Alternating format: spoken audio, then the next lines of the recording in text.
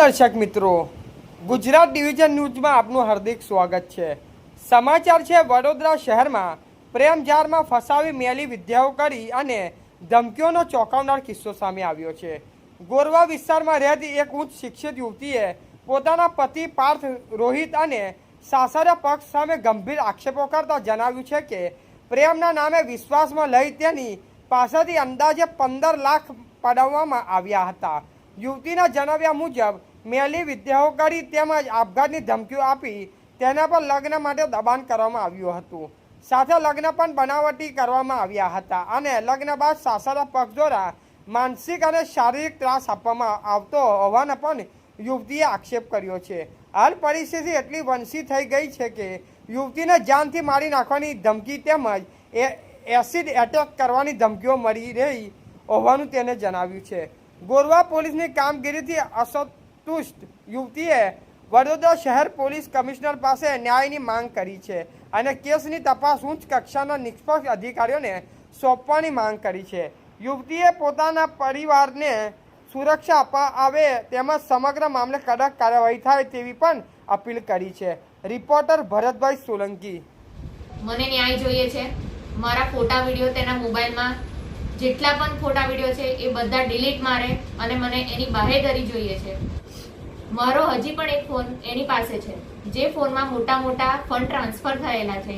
એ fund અને mobile બંને મને પરત પાછું જોઈએ છે।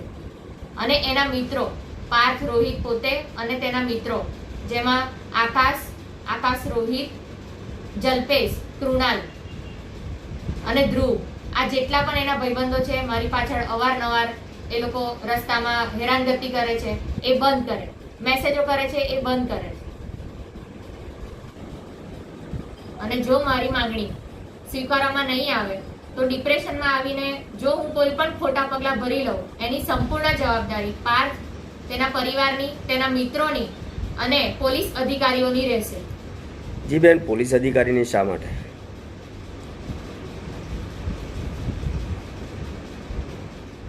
જી બેન, તમે બીજા આક્ષેપો કર્યા છે કે તમારા જે પતિ હતા તે અને તમારા જે સસરા છે તેમના પર પણ આક્ષેપ કર્યા છે, શું કહેશો? હવે જ્યારે એને આ કાગળિયું બનાવટી જે રજિસ્ટર બનાવડાવ્યું એના પછી મને ત્યાં લઈ ગયો અને 3-4 દિવસ, વધારે નહીં હોય 3-4 દિવસ એને મારી સાથે સારી રીતે રહ્યા, આખું પરિવાર સારી રીતે રહ્યો।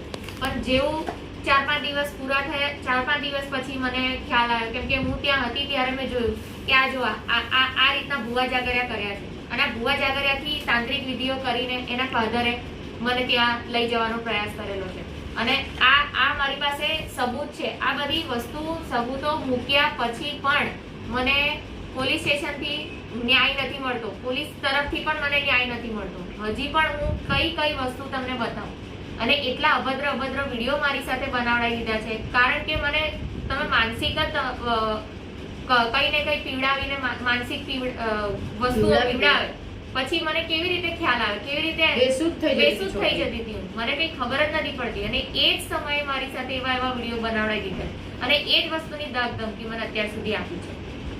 હાલ તમારી માંગ શું છે?